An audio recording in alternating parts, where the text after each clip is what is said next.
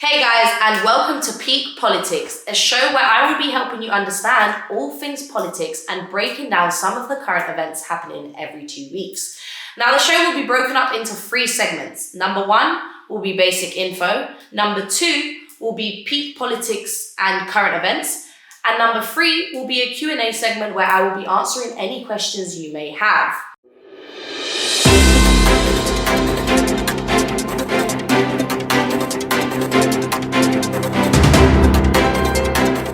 So, to kick off the show, I will be starting with some basic politics and answering the following 3 questions. How is the UK government structured? What is Parliament? And how many political parties are there in the UK? And then in the next episode, we'll talk about some other basic shit. Get it? Cool. So let's move on.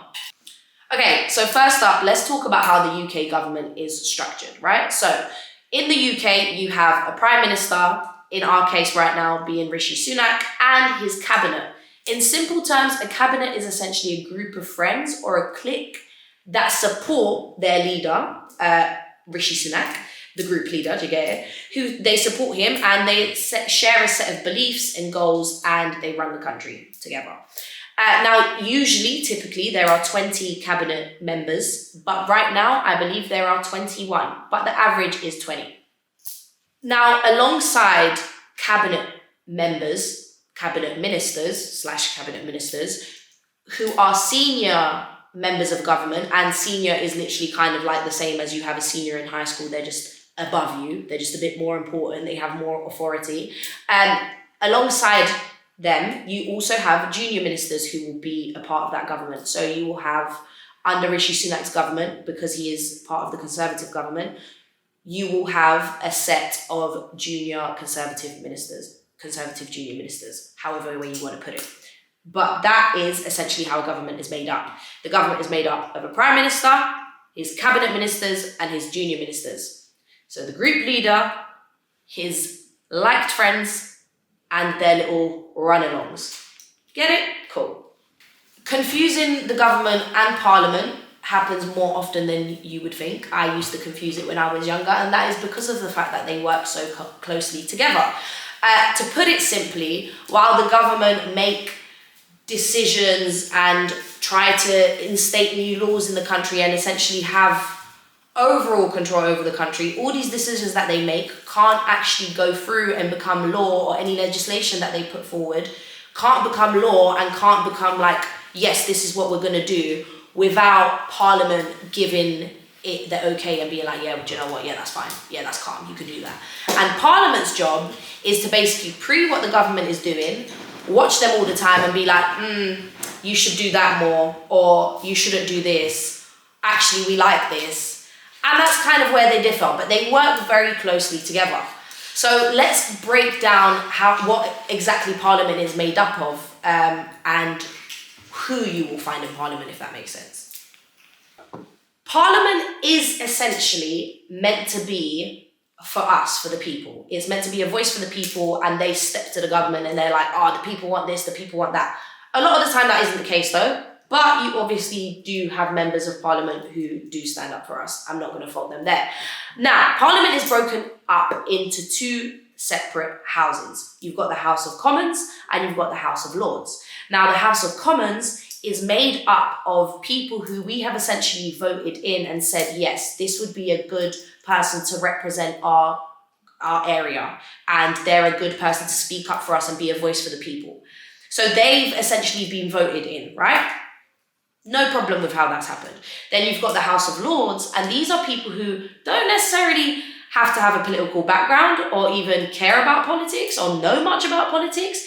They've been given this responsibility or this position because of their achievements, which to many of us might not actually mean a lot. Like, a lot of these members are like bishops and stuff. So their lifelong achievements to us, we would kind of look at it and be like, okay. So yeah, it's kind of just like if you know someone, you know the right people, you're in the right place, then you're going to be in the House of Lords. A lot of people think that the House of Lords should not be a thing anymore, but that's a conversation for another day. Oh, and final thing on Parliament. Members of Parliament is who we call MPs. So whenever you hear people talking, oh, MPs this, MPs that, that simply is an acronym for Members of Parliament. Got it? Cool. Okay, and moving on to the final question of this segment. How many political parties are there in the UK? So first of all, let's kind of talk about what political parties are. And to put it very, very simply, political parties are like gangs, essentially. They're like groups of people who share goals and believe the same thing, and they fight for it. They really promote it. Like, they're like, yeah, this is what we stand for, and we want you to stand for it with us. And they go against the other parties who, do you know what I mean? Then they like go at each other verbally and with campaigns and all of that stuff. So that is essentially what a political party is. In the UK, there are 11 parties that have a seat in the House of Commons, right? So they're able to speak up in Parliament.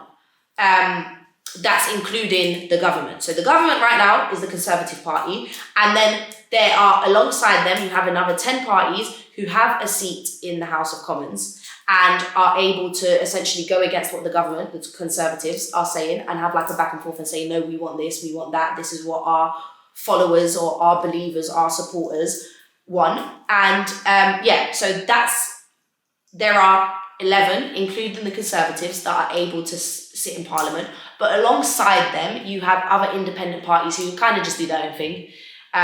They do their own thing until they wait for an election or whatever, and then hopefully if they get enough votes, then they'll also end up being in Parliament. But yeah, that's essentially how it works. So getting on to what parties there actually are in the House of Commons, the main parties you need to know are, this isn't the whole 11 by the way, because not all of them are that important.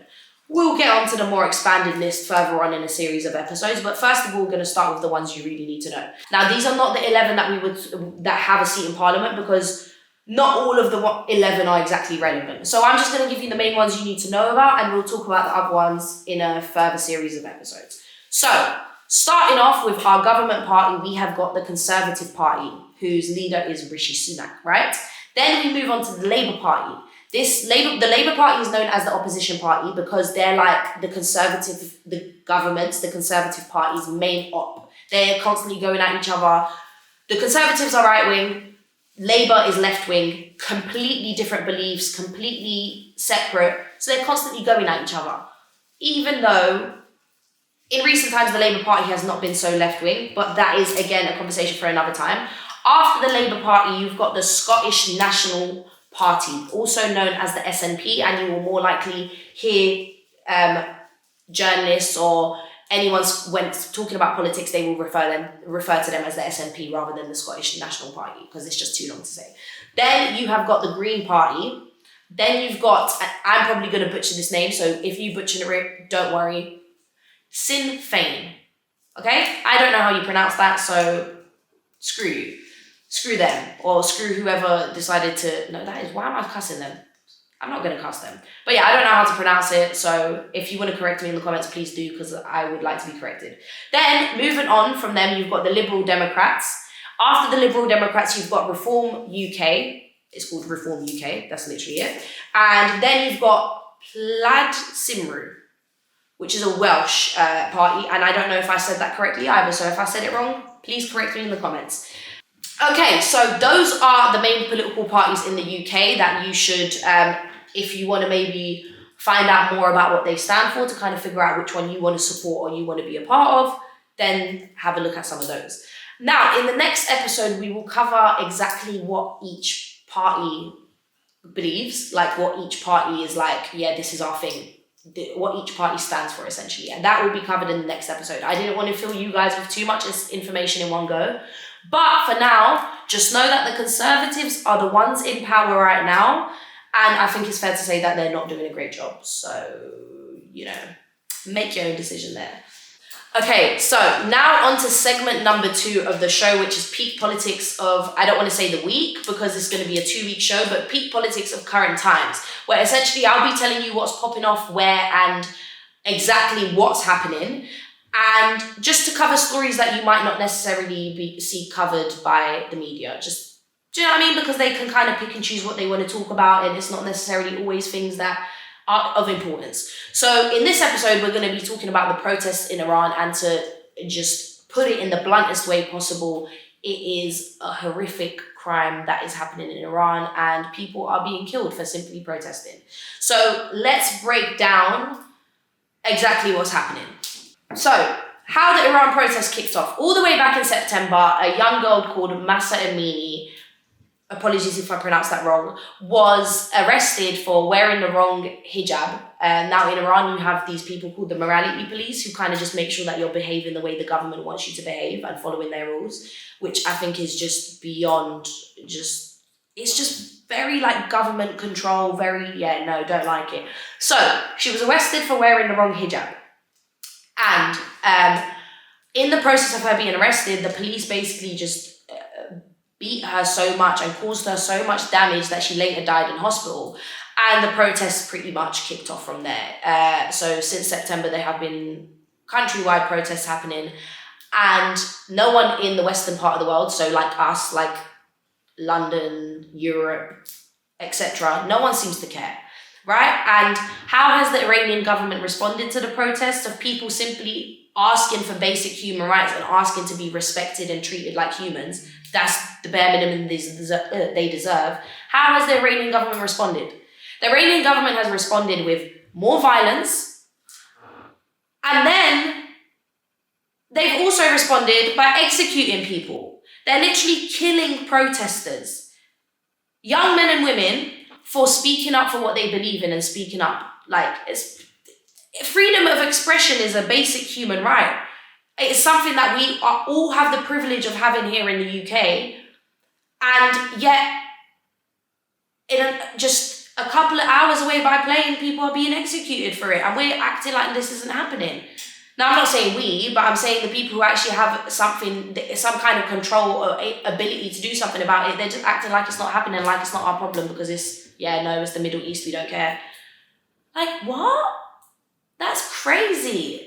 Now, obviously, the laws in Iran are very strict, and they don't only stop people from being able to express themselves, but a lot of the time they're like a direct attack on women's rights, right? So people are literally being killed for simply protesting, and no one around the world seems to care. Hence why I'm mentioning it to you, so you can kind of like research more about it, find out more about it, and hopefully get angry about it and want to spread more knowledge to people about it so people can actually care and speak about it, because this shouldn't be happening. In the day and age that we live in, something like this should not be happening. So it's wild, it's crazy to me. Now, I don't want to talk for too long, and I don't want to give you guys so much information that you just start watching this and you're like, I don't want to know what she's giving me. I don't care anymore. So that's segment 2 done, and we're going to move on to segment 3. Now, segment 3 is a Q&A session where essentially I will be answering any questions that you guys send in. So if you watch this episode and you feel like you have a question about something I've spoken about, you can drop it in the comments and then I will answer it in the following episode. Got it? Now, obviously, this is episode 1, so there was not really room for people to ask me questions about what I've been talking about, because this is the first time I'm speaking to you guys. And so what I did is I made an Instagram story asking for some questions, and there was one question that was very, very, very very persistent. People kept asking the same question, okay? And this question was, why is there so many strikes right now? And it is a very, very valid question because of the fact that, like, listen, all of us are pissed off, right? All of us are annoyed that our packages are not arriving when we want them to. Every is already shit as it is. So for there to also then be strikes with Royal Mail, it's just havoc. And then you've got train strikes, which obviously delay everyone's day, and it just ruins anyone's plans for whether that's work, going out with friends, doing whatever you want to do, linking whoever. You can't do it because there's train strikes. Do you know what I mean? And if we're young, I'm assuming you're all young, can't drive, we don't know how to. I can't drive, and I'm actually 25, I still can't drive, I don't even have a provisional. So I know why everyone's annoyed, and it makes sense, but I'm here to tell you that the people striking are not just striking for themselves. First of all, we're going to talk about why they're striking in a second, but they're also striking for us. So as annoying as it is, they do have our best interest at heart, so we should be supportive of strikes. Just be annoyed in silence. Do you know what I mean? Don't take it out on them, or don't start tweeting it or being like, oh, yeah, no, these men are taking the piss, this, that, and the other. Because, no, they're not. It's the government that is taking the piss. Those are the people that you need to be angry about. But I'm going to explain to you exactly why you need to be angry at them and not the people striking.